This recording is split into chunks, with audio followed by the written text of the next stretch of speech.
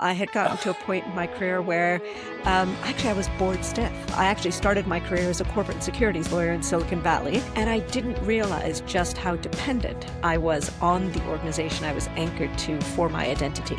I don't think I could go back and do a job where I had to remain in a box, right? Where I couldn't exercise that level of creativity. I have to admit, I am probably the most boring person in the world in that word playfulness just doesn't resonate with me at all. But I get the concept. I discovered through the power of maybe and through experimentation that I am at my best. I am most passionate, and I feel that the person that I look at in the mirror, I'm most proud of that person when I feel like I'm making an impact on the world. Aarti has a medical microbiology degree from Stanford University and a doctorate of law from University of California. After initially working as a lawyer, she then joined JP Morgan as an investment banker and then spent 16 years working for Cisco in a variety of leadership roles. In 2021, Aarti decided to go back to school, get a master's at the London Business School, and become self-employed. Podcast, Aarti and I met when we both worked at Cisco, but when I came up with the concept of this podcast of Job to Journey, you were I hate to call you an archetype, but you were the archetype person I was thinking, probably because it probably matches a bit like myself, but I worked in corporate all my life and I'm going to go self-employed and I'm going to be an entrepreneur. Why did you do it, Aarti? Why did I do it? So I think I did it because I ticked every box that I wanted to, both personally and professionally. I had gotten to a point in my career where actually I was bored stiff. And I felt like I had cracked the code to a certain extent in terms of what it took to climb up the greasy pole in a corporate, and realized that actually that's not what I wanted to spend the next 20 years doing. And also personally, I felt like all the things that I wanted to accomplish, I had done. I had reached a point where I was financially not necessarily independent, but certainly secure enough that I felt like I could take risks and actually make some changes for me, as opposed to making changes or as opposed to. And I'm sure you didn't just make a spur of the moment decision, but how many months or years have been brewing that, do you know what, I think I'm going to do something different? How long do you think that evolution happened? Great question. I think it was a period of years. Certainly, I left Cisco in 2020. And I think from 2015 onward, I had started to have the itch.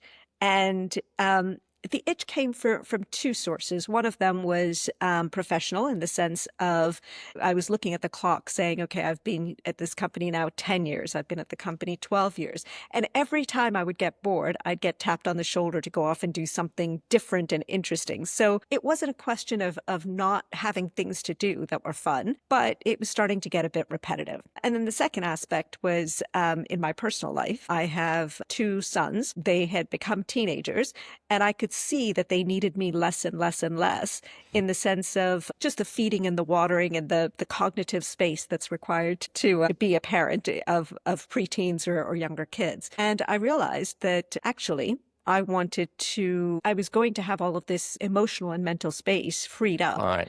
And what was I going to do with that space? So it built up over a period of time. But again, a lot of it had to do with feeling both financially as well as professionally comfortable to be able to make that change and without did you write a impacting business them case or for others in yourself, my or life. was it, did you actually put pen to paper, or did you just growing momentum that I'm going to go for it? How did you make the leap in that, how much research or prep did you do for that leap? I wish I could say it was that planned. In fact, if I look back on it, I could probably string you a wonderful story that's the golden thread that makes everything match.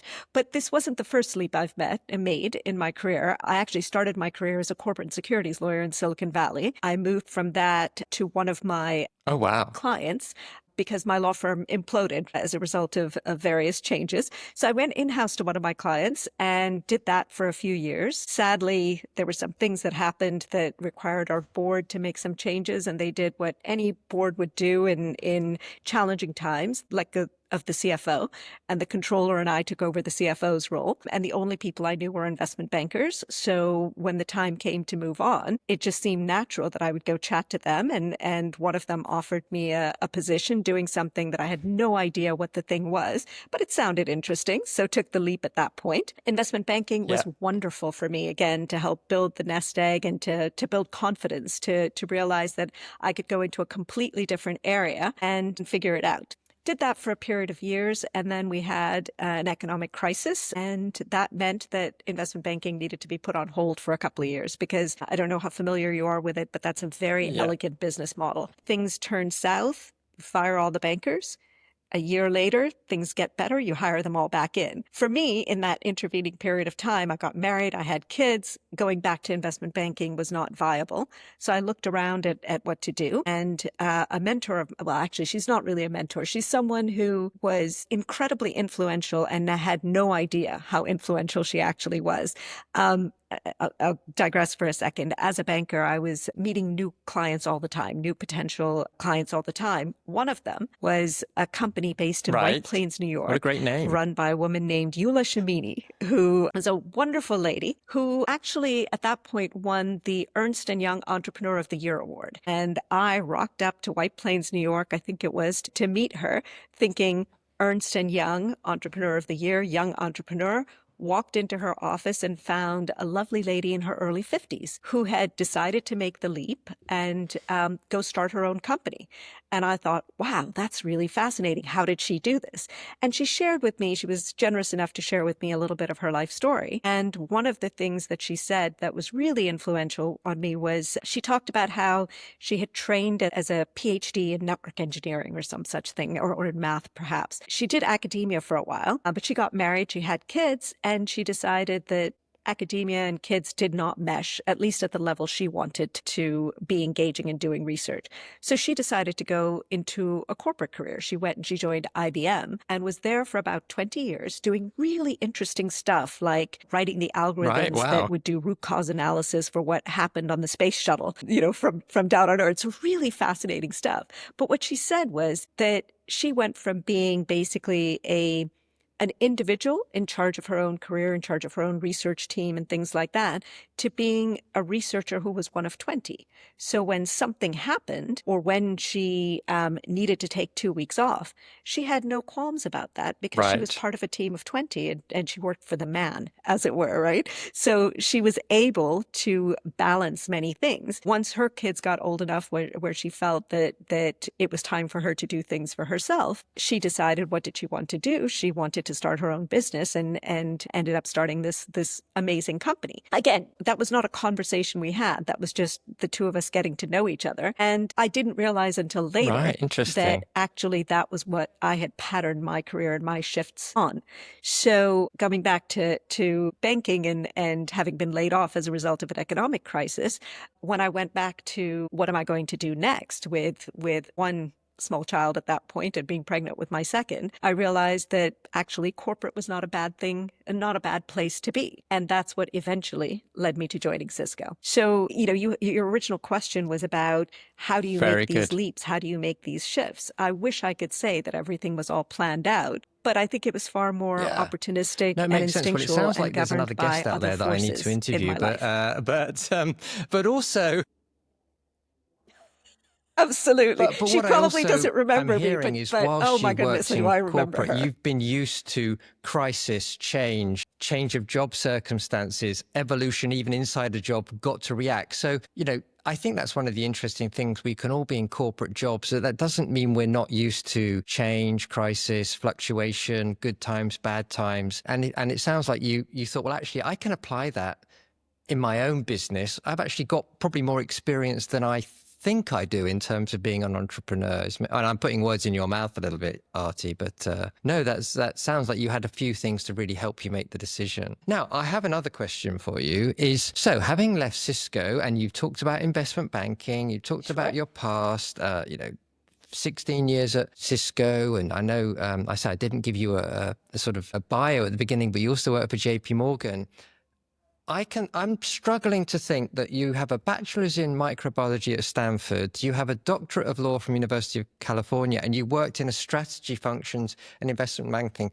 I can think of no fewer people who need a master less than you. So why did you think, actually, I'm not going to dive in, That's I'm very not going true. to leverage my network, I'm going to spend a year in education? What was the rationale behind that? So when I left Cisco, I basically thought I left Cisco in 2020. As I said, it was the pandemic was in full bloom. It was close to the end of the first year of COVID, and I did interview. I interviewed with other companies that were similar to Cisco. I interviewed with Vodafone. I interviewed with ServiceNow, a number of other companies, and got some good feedback from them and felt like I was getting to the next role and realized that my heart wasn't in it for two reasons. One was, did I want to go back and do a rinse and repeat? And, I talked about it as climbing up the greasy pole. Did I want to continue to do that? And the answer was coming back a resounding no. And also, I think I did not want to go into another organization remotely. That was really difficult because when I sat back and thought about how I had built my career at Cisco and my network at Cisco, it was very much of a getting to know people, breaking bread with them, having shared experiences with them. And although, as you Yeah, know, was a Cisco thing. was Yeah. very flexible and we had hybrid working before hybrid working was a thing, the in-person interactions, the meeting people, the sales meeting in Las Vegas, whatever it happened to be, those bonds that were made, the trust was built face to face. And I had some real trepidation about joining a large organization at a senior level, building teams, making change, driving change, and the like, without actually having the opportunity to build those bonds face to face. So those two kind of steered me toward what's next, what's different. And I also didn't want to have a gap on my Yeah. CV. Yeah. I mean, there's the big thing about recruiters. They hone in on this a gap in your CV, and that was loomed large in my mind. So I wanted to be doing something that allowed me to explain that easily.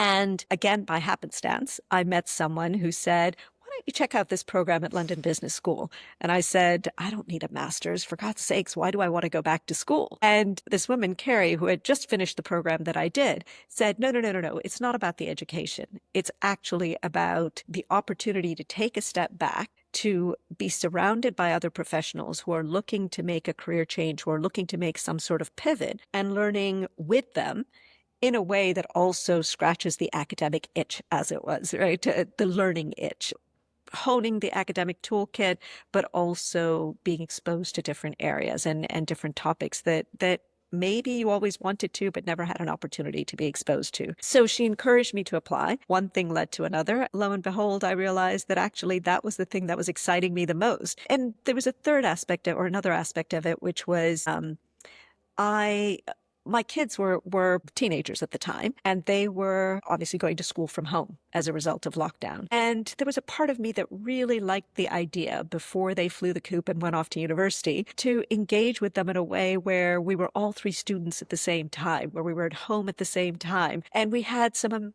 wonderful experiences where we'd all be on our Yeah. respective Yeah. Zoom calls during the day. Thank God we had fiber.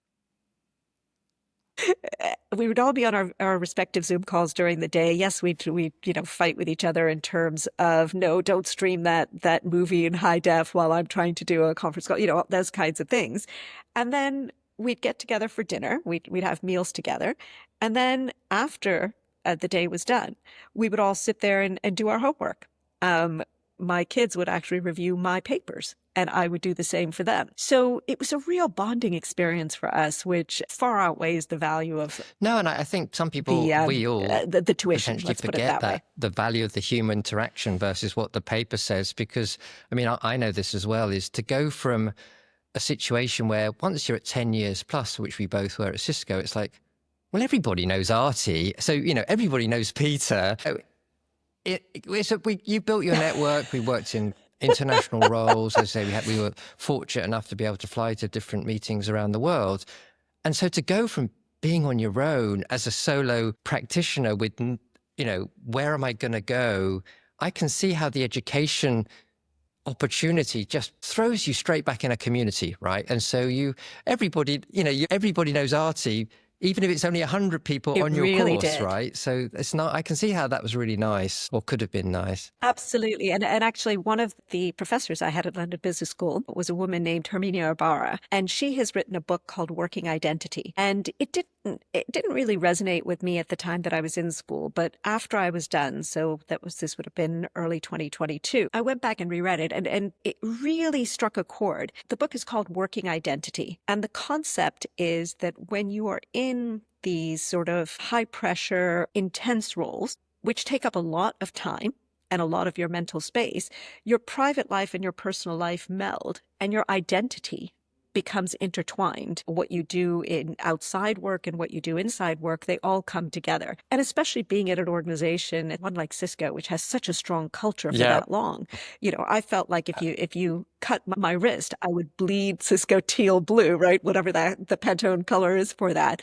My email address, agernani@cisco.com, which I'd had for 16 years. Losing that email address was terrifying because it was like losing a piece of who I was. So actually going to and having I think I had a 1 week gap between the time that my Cisco email address stopped working and my LBS email address started. It just gave me that sense of I'm anchored to something. I'm anchored to an organization. And I didn't realize just how dependent I was on the organization I was anchored to for my identity. It took a good year to actually wean myself off Yeah. from that, to say that professionally I am enough.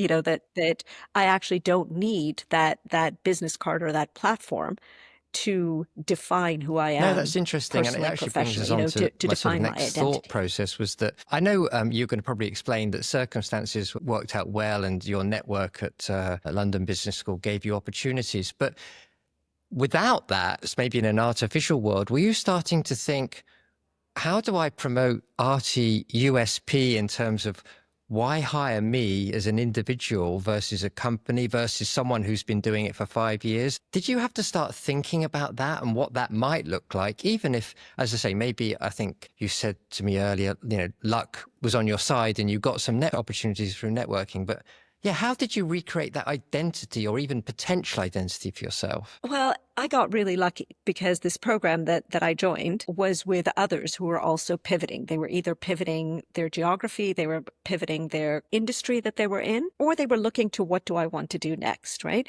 So part of the curriculum was actually figuring out what your identity is, what your USP is. I remember the probably my least favorite part of it, because it was the hardest to do, was my elevator pitch. Coming up with the 60-second of who are you? What do you stand for? It was targeted to, yes, recruiters and hiring managers, but it was also open to the world, right? And I just, could not get my head around that. That was the most difficult thing that I did in the entire year. Forget the academics, the going back and relearning corporate finance of all things, my God, right? All of the other various aspects, the technical aspects of the degree itself and the curriculum and the coursework. That was the thing that I probably spent the most amount of energy trying to get right. And it comes back to your original point of who needs a master's degree when you are in the middle or later stage of your career, right? Nobody really needs a master's degree. But what you do need, if you're going to make a change, is a fire break, is an opportunity to step back and figure out, who are you? Who do you stand for? What is your brand? Separate and apart, as you mentioned, from any organization. And that's what that year really served for me. That is the service that year did for me. No, and I think that's Is figuring out I what think that one other brand thing and that that it US. happens to everybody in a corporate job is, let's say you join a new company or a new department, and let's say, to make it artificial for both of us, you've joined the marketing team, and then someone in the marketing team's got a question about investment banking or engineering and tech, and you say, well, I know a bit about that because I spent 5 years XYZ, and everyone's like, we don't care. You're the marketing person. And I think corporations don't do it deliberately, but your CV is your last job. And so being able to step back like you were able to do, and with, as you say, with the Absolutely. fire break of the masters, to say, well, I was an investment banker. I, undergraduate in this. I, did tech. I did engineering. I did strategy and planning. you've actually got a chance to create your own future, which is so tough sometimes, I think, in a corporate environment. I think that's very true. And I think that it's probably a function of Cisco as well, Yeah. because as you know, Cisco is an execution machine. And for the two of us being based in a geography as opposed to being based back at headquarters, right? It was all about executions. I mean, Cisco may have this thing that says we are UK and Ireland, or we are EMEA and we are a business in our own right.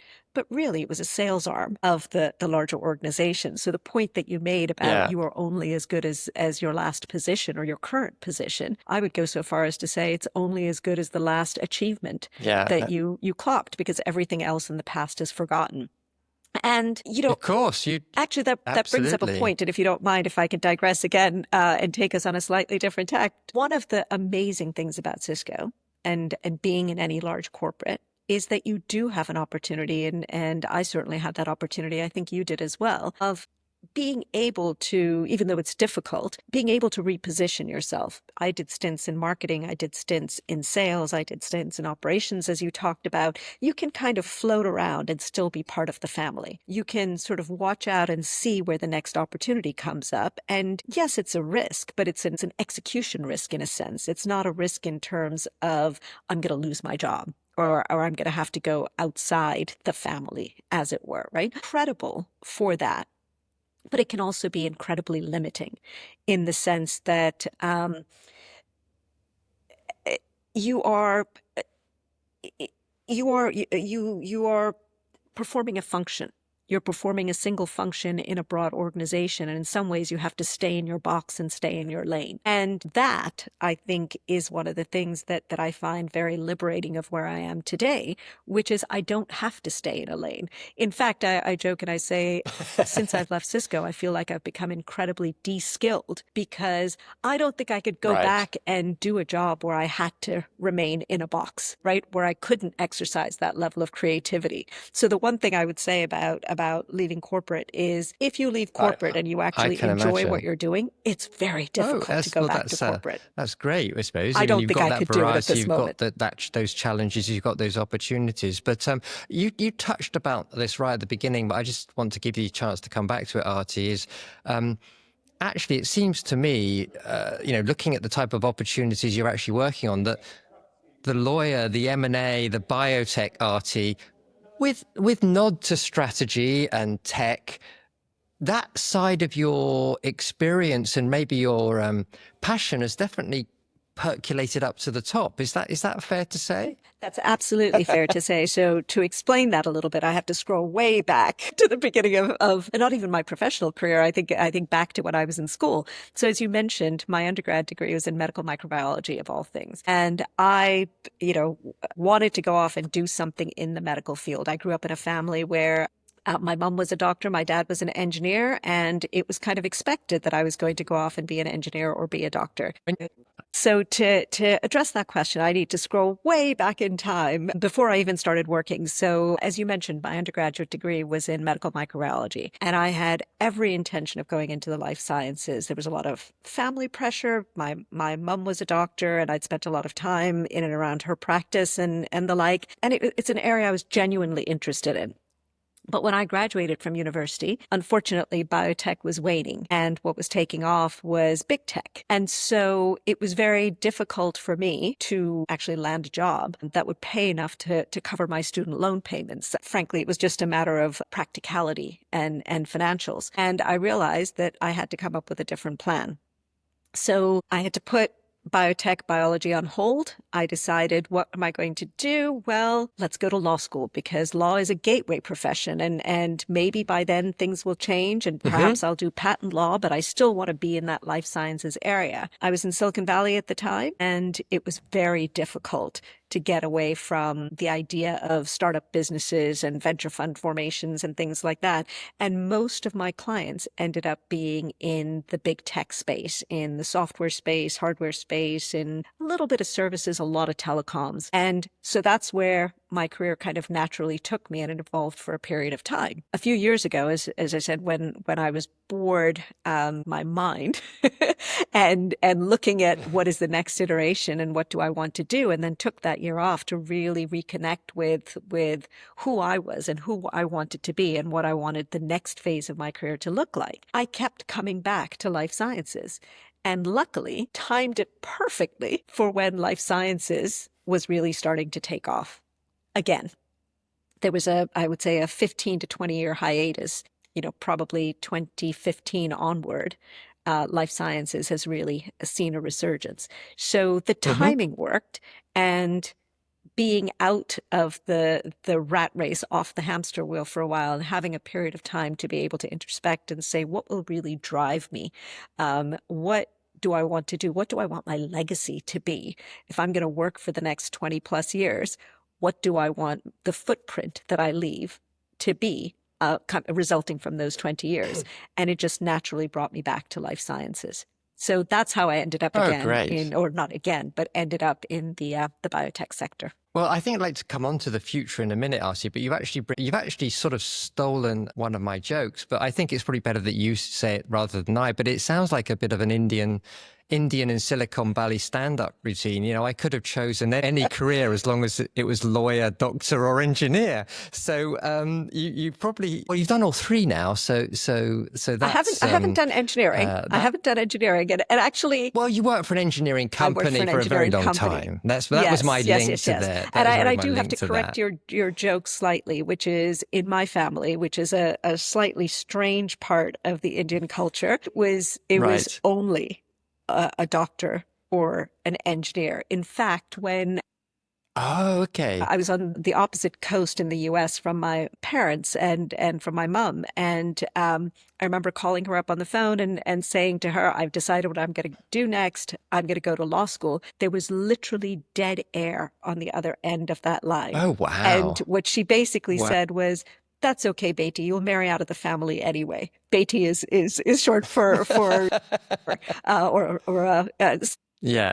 It was a bit of a leap, actually, which I sit back and I look at it today going, wow, if my kids came up to me and said, I'd like to go to law school, I'd be like, fantastic. Well, actually, I wouldn't be given that law as a profession is going to be quite disrupted. But at that point, putting myself in those shoes, I would have been thrilled. But yes, it was an interesting reaction to get, or response to get. And say as much or as little as you like, but you did mention to me that you have this background of your parents were first generation immigrants into the United States from India. You were one of the few Asian kids at your high school in Pennsylvania. To what extent do you think that shaped where you might want to take your career and your aspirations, or do you think that's just part of my life and it's me and it is what it is? Interesting question. Certainly my aspirations, I'm not sure if it's a career aspect of it, but certainly my aspirations. Yeah. I don't think twice about moving countries and living elsewhere. For me, I actually came with them. I moved at the age of 10, then moved to the UK, and I emigrated to the UK. I'm not a dual national of the UK and the US. I don't know where I will go next. Right. But I don't know if I will stay here and retire and spend the rest of my life in the UK. So I think one of the ways that experience has shaped me has been not necessarily being wedded to a particular country, let's put it that way, or a particular geography. Obviously, there are limitations in terms of language, in terms of culture and opportunity, but fundamentally inside, that's not something I look at as a limitation. I definitely feel, I think you and I have known each other a long time. I feel we've been out for dinner and met, Yes. we worked together, but we've also met socially. But I must admit, I'm beginning to pick up today, the level of unstructured Aarti is something that I hadn't seen before. It was always the structured Aarti, because obviously 80% of what we did was in our corporate roles. And it's interesting to see how that background, to my mind, what you're telling me today is actually much more entrepreneurial and pick and mix than, as you say, what the corporate roles we were all doing our very best and very professionally fulfilling. Actually, it's quite interesting to me, Yeah, Aarti. unstructured. That's a good way of putting it. I would say another way, at least the way I frame the narrative for myself. And actually, this goes back to something that one of my I had an executive coach for a period of time, and one of my coaches said to me was, "It's about experimentation." And she said to me at one point, she asked me this question, which I thought was a trick question. She said, "What do you think is the most powerful word in the English language?" And I was thinking, okay, what do I say? Is it love? Is it kindness? What is this word? What's Yeah, the right yeah, answer? I yeah, want to get to the right answer. And her answer was the word maybe. The power of the word maybe, which is rather than looking at things from a structured this step leads to this step leads to this step leads to this step perspective and following a particular plan. It was what would happen? Would the world come crashing to an end if you tried something? Because it yeah. just might be Interesting. the thing that arouses your passions, motivates you, and allows you to move forward and grow. I still keep those words with me. In fact, for the longest time, that was my password to all of my devices and to all of my applications, which was the Well, power don't of tell maybe. anyone It is that, no but yeah, longer, that's a but it was the power of maybe. And it was something that I put on a post-it and stuck on the wall and had as a sticky note on my laptop, just because unlearning to that very rigid, you do A, you do B, you do C, and you progress through the organization in this way. You minimize your risks, you avoid unnecessary risks at all costs. That mindset had been so ingrained in me, and it's taken a long time to unlearn that mindset. So the power of maybe, I'll leave that with you. Very good. No, because also I think the other thing that you mentioned in terms of your ability to juggle that probably shaped where you are today was the fact that at some point in your life became a single mom, bringing up two kids with a full pressurized corporate job. And I'm going to admit something here. We were watching BGT the other night, and this lady come on. I mean, she's told, they say her age. She's over 50 years old, and she starts unicycling in a dress, a tall Yeah. unicycle, like 10 feet, 20 feet high, in a dress, in heels, flipping bowls from her foot onto her head. And Amanda Holden turns to Alicia Dixon and says, "I feel that's just a woman's life, right? That's like a metaphor for a mother's life." And again, in your words, but you've had to juggle many things. For your kids are at uni now, but you've been juggling corporate, kids, domestic life, all sorts of things that you've had to balance for many, many years, I right? Definitely. I mean, but I think any parent does that. Anyone with younger kids, whether you're part of a couple or you're single, obviously being single adds a Yeah. bit of complexity to it, but I think that's true for all of us. And I like to say that I feel I worked sort of performed my career backwards in a sense that I was on a pretty steep track from law to investment banking. I joined Cisco, which was, again, incredibly stimulating, worked with a lot of very clever people and a lot of really wonderful people like yourself. I mean, I think you'll say that one of the things about Cisco was you rarely ran into somebody that you thought, wow, how did they make it here? Right? Most of, if not all of the Yeah, for people sure, for were sure. top notch. So you felt like, you were, there was always another level to aspire to, which I personally found very motivating and very exciting. But although that was happening a bit, going back to Lishamini and her idea, there wasn't that level of pressure that there is when you're out on your own, when you are actually, you eat what you kill in a sense, right? And I think really provided a level of stability for a period of time. Now, as my kids are grown and some of that mental space is back, there's less juggling to do. I'm an empty nester now. They're both off at university and thankfully, knock on wood, both doing well and are happy. All of this mental energy, all of this emotional energy is freed up to say, hey, let's go back onto that ramp again and let's see what it's possible to accomplish over the next, however many years I have the benefit of working. So I feel like, and actually it's good, but I found that it's also a little bit lonely. And the reason it's been a little bit lonely is Right. when I think of my peers, particularly the ones that I was closest to at Cisco, many of them were men. It's just a very male dominated business, particularly in sales. And I remember at one point having a conversation with someone about New Year's resolutions and what do you want the next decade to look like? You know, this was at the from Yeah. 1999 to I'm sorry, from 2019 to 2020. And I was saying, well, you know, I want to do this, I want to do this, I want to do these other things. And my peers looked at me like I was nuts because there were three men and they said, well, actually, as I look to the next 10 years, I'm going to retire at some point in the next 10 years, or I'm looking forward to spending time with my family because I haven't really seen my family for the last 15 years because I've been working so hard, traveling all the Yeah. time, etc. And I really felt a bit like a fish out of water there, where they were looking to the next phase in their life as being one where they devoted to things beyond work. And I was looking to the next phase as being, okay, now I can devote all of this excess energy and excitement toward rekindling a professional career that I was very lucky that I had the flexibility to stay employed for that period of time. I credit Cisco and every manager that I had at Cisco for supporting me during that period of time. But, you know, it was definitely a time where I felt like I was prioritizing family as much as work, or possibly more than work, and making work fit in around my personal life. And again, just today and when I left, just felt this incredible sense of freedom that I could do it the other way around, which is a very different place, as I mentioned, from those other folks that I felt were my peers during my time at Cisco. Yeah, and you know, it's not to judge anyone. Everyone should live their life exactly how they want to. But I think one of the themes I've spoken to a few people on this podcast is there a better word than the word retirement? And you know, when I spoke to Mike Smith, who was in the music industry, I mean, you just look at rock and rollers and,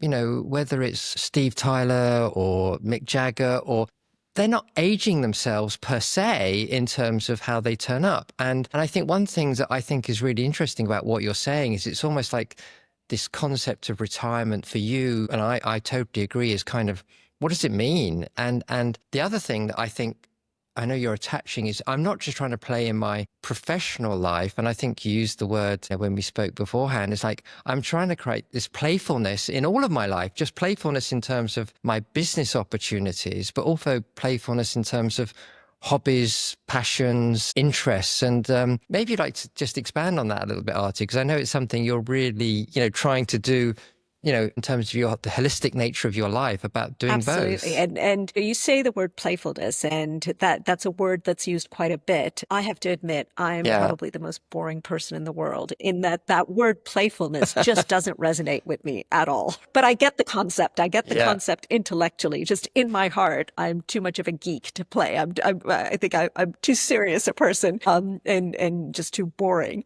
to play in that sense. So the word that I use again is it's always changing, always Yeah. doing something different, you know. And I think I've learned enough about myself that even in a professional context, we all know that we need to have playfulness. We all know that when you're part of a team or leading a team or whatever, you have to have fun, right?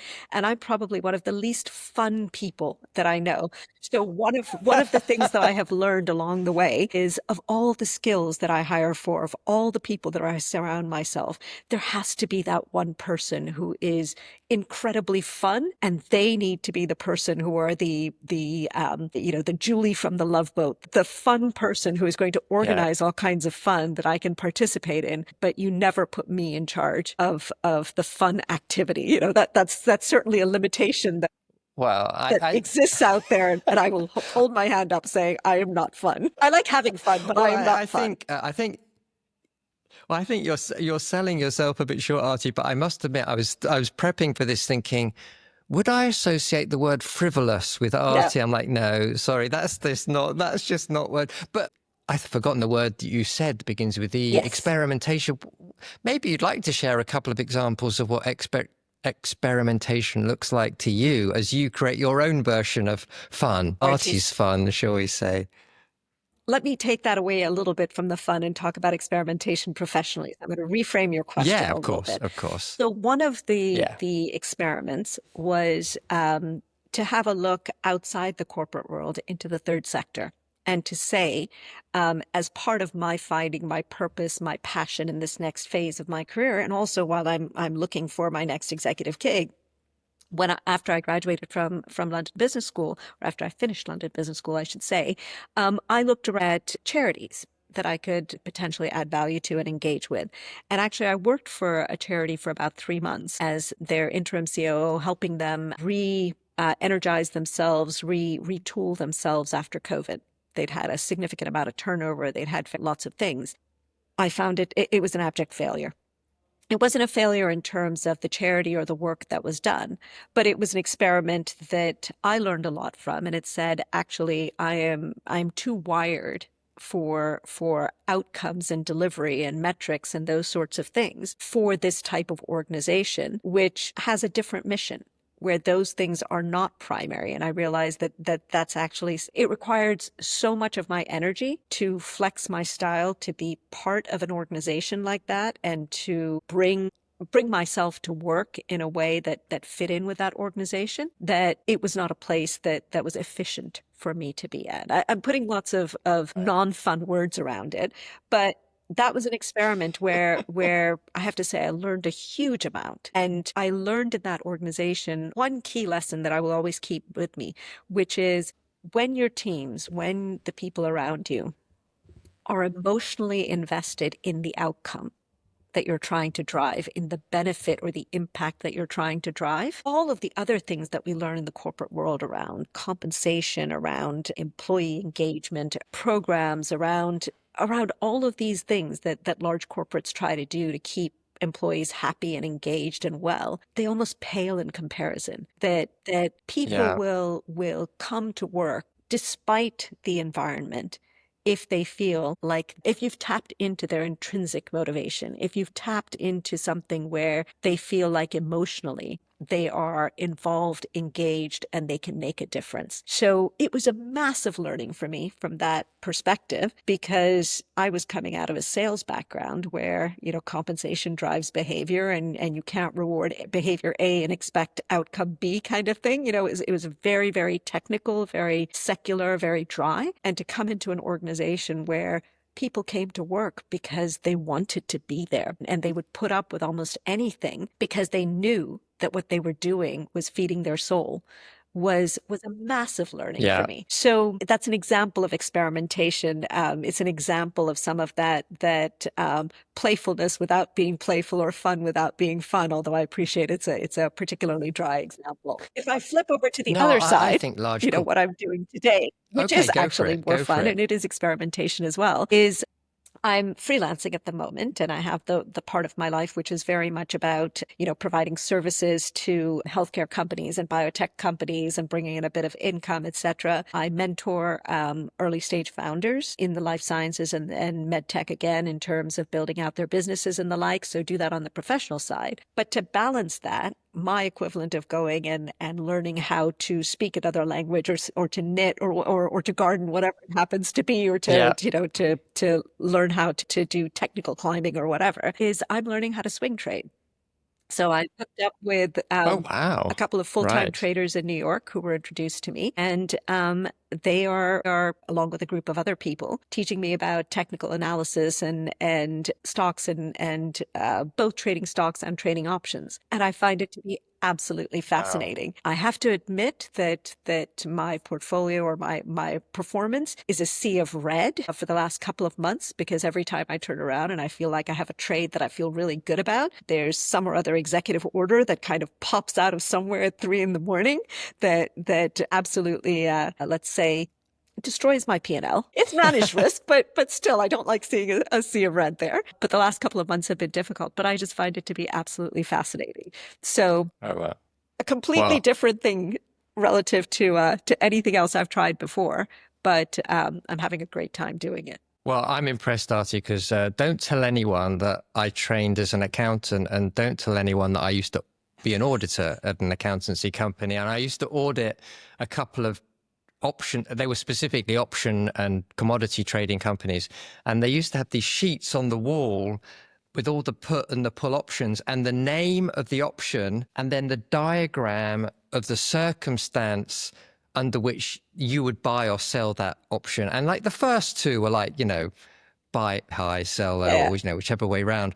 But once you went through the first basic, left and right, the rest of the table was like, this is like mind blowing, basically. So I'm very Well, it's impressed absolutely that fascinating. you've taken on the No, it's challenge. absolutely fascinating. I'm winding my way through the Greeks, as they call them, for options and the like. It's a completely different vocabulary, and it just Yeah. strokes a part of my brain that I don't think has been exercised in years. So it's quite a lot of fun. Well, but I think that's important. Whatever your definition is of, keeping, as you say, this is if you learn a musical instrument or if you learn a foreign language, you keep your brain mentally active and promote self-care. And yours happens to be trading. So Did I that's mention I'm great, not right? fun?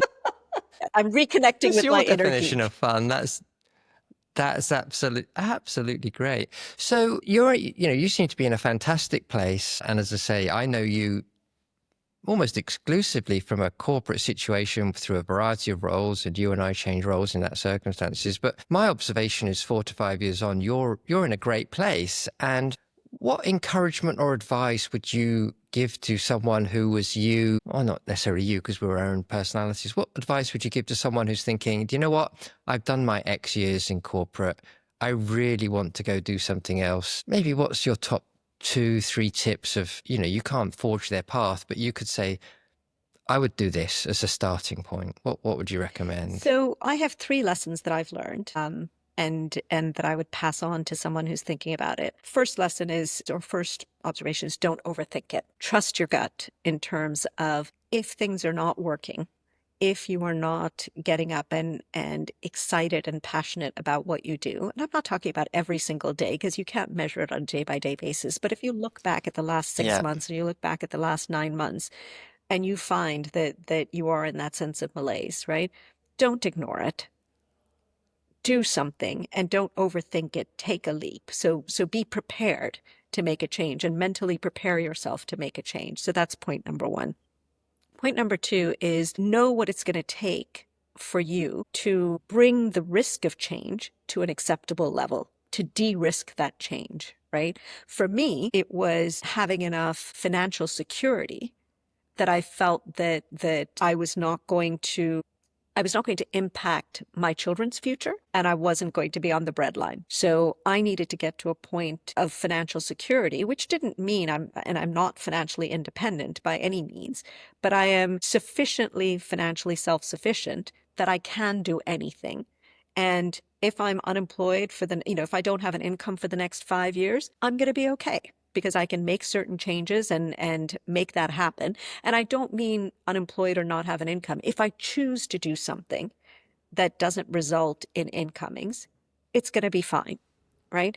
For me, that was the big element that big hump I needed to get over that would de-risk any kind of change. So that's point number two, which is know yourself, know your capacity for change, and know what level of risk you aren't willing to take, right? So that's point number two. Perfect. And point number three, because there's only allowed three things, is don't just look at adjacencies. It's very easy, and I've done this in my life before. You are in finance. Actually, you've done it. You were an accountant and an auditor, and you moved from that into strategy and planning and into transformation and the like, right? They are adjacencies. You remained in the corporate sector. You did all of those kinds of things. Don't be afraid to actually take a look at areas that are completely different. If scuba diving is your passion and teaching is your passion, think about what that would look like if you were living on the beach in Phuket giving diving lessons. I'm making that up, but what I'm trying to say there is you may reject those possible scenarios for yourself. Yeah. But don't reject them before you've actually looked at them, rolled them over, not just in your head, but also in your heart to see what is it that is going to resonate? What is it that is going to pull out that magic in you that will sustain you and sustain you more than anything else? So those are the three things I would say. And actually, I'm going to That's add a fourth really thing good. to it. I will add a fourth thing to it. And Go this for it. this relates to the second point about de-risking. Surround yourself with people who will support you in this journey, and also be cognizant of the people that you love, the people who are in your life, and the impact of these changes on them. Ensure that they are on board with the changes. And a lot of making changes, a lot of doing pivots and transitions means that you're going to lose certain people. You're going to lose certain people from your network. And that's hard, right? That's really, really hard. Yeah. So Yeah. don't ignore the personal side of things. Make sure that you have enough of, to put it in, again, a very dry, secular way, a personal infrastructure that's going to support you in making those changes and not hold you back. So those are the things I would say, and I've stretched No, it to those, 4 as opposed to 3, so I apologize there. I broke it a no, rule, that's absolutely but those are the 4 perfect. things I would leave you with. No, there's no rule, no rule. No, because I think it's interesting because my son grabbed me yesterday. He said, Dad, look at this, look at this. And it was a young American kid on YouTube who's got a gazillion subscribers streaming live from, I think he was in Beijing. And he's streaming live and there's crowds of people like just following him around and like he has to get into a car. And he said that he does this every day, like 6, 7 hours of constant YouTubing. I said, well, how did he start? Where did this idea come from? And he said, well, he started, doing commentaries to Fortnite, and it's grown and grown and grown. And I know I may be extending the analogy, but what's that version of that 17-year-old kid who just goes off and does something totally crazy? What's our version of that, right? It's not suddenly getting on a plane and going to China and walking the streets, but I do feel we've each got to find our own little spark of passion, fun, experimentation that's right for you at your point of life. Otherwise, it all seems a bit boring, to be honest. That is so true, Peter. And the only thing I would say is that finding that is actually not as hard as we might think it is because it's inside us, right? If you go back and think about Absolutely. the things that you did, the stupid things that you did and the wonderful things that you did, but the lack of fear that you had at age 17 or at age 20 or age 25 or at Yeah. age 3, right? That kind of gets taken out of us little by little as we get older, as we have commitments, as we have a mortgage, as we might have aging parents, as we might have children, as we might have other commitments in our life, other people who start to depend on us. That bravery, that courage, or that lack of fear gets overcome by commitments and the fear of change. And I think you're Yeah. absolutely right. You look at that 17-year-old or that 16-year-old who is just, YouTubing and sort of broadcasting 7 hours a day or 6 hours a day. And as you said, how did they come upon this? Well, they just took a leap. They tried. Right? Yeah. And we Yeah. used to be like that. Absolutely. Every one of us used to be like that before we got bogged down by the commitments of life, as it were, by being told you have to be a grown up, by having people depend upon you. And I think a lot of it is just trying to find that again and reconnecting with it and seeing where it takes Yeah. us. So the power of maybe, the power of Well, experimentation. There we go. We're back again, full circle. perfect. What's next? I think we've pretty covered most of the things and the spectrum of the work you do now. But what have we missed and what's next for you, Aarti, over the next few years? And it doesn't have to be specific and maybe it isn't, but you seem such a good place and such a variety of personal and business related things that you're up to. But what does the future look like, do you think? Or does it matter? I have a mission and I am on a mission. I am looking for my next executive gig. So while I'm freelancing at the moment, that's kind of a holding pattern.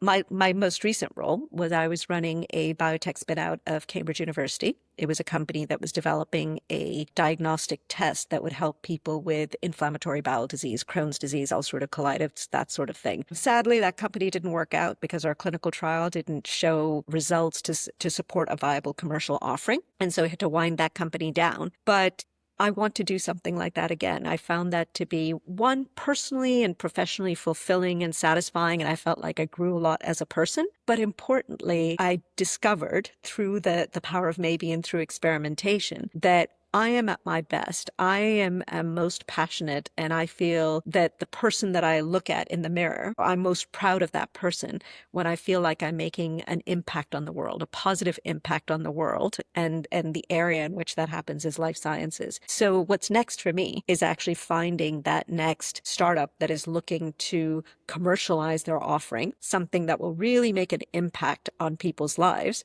And I see my role as helping a group of scientists, researchers, the people who have come up with this medical innovation, actually get that innovation into the hands of clinicians and patients to see a real impact on people. That's what I've discovered over the last few years. That drives me personally, professionally. That's what I want on my epitaph. So that is next for me. That's what I'm looking for. So it's quite specific. Great. And I hope it happens. I think it will happen. If it doesn't happen, I will have had a huge amount of fun along the way. But that is what I'm focused on at the moment. Well, I can hear the passion coming through in your voice and your body language, Aarti. And I think, I think you did some amazing roles at Cisco, but how nice to know that actually you really like rolling up your sleeves, being in there with the operational, execution and making an impact on the world. I mean, what a great way to observe how you've evolved your career and your pursuits to get to that point. It sounds a fantastic place to It be, is. to be It's a honest, great Aarti. place to be when you know what you want to do, and it's just a matter of finding it, right? And having a lot of fun along the way, even though Yeah. I'm not fun. Well, I think maybe we should end it there and let's go off and meet up and have some fun in the very near Sounds future, fantastic. Aarti. But thanks so much for sharing your journey. It's been great to hear from you. It's great to catch up with you, and so many experiences and reflections that I think will be valuable to so many No, other thank you people. for the opportunity to share that, and I do hope it's helpful to anyone. Thanks, Take Aarti. care. Take Bye-bye. care. Bye. Bye.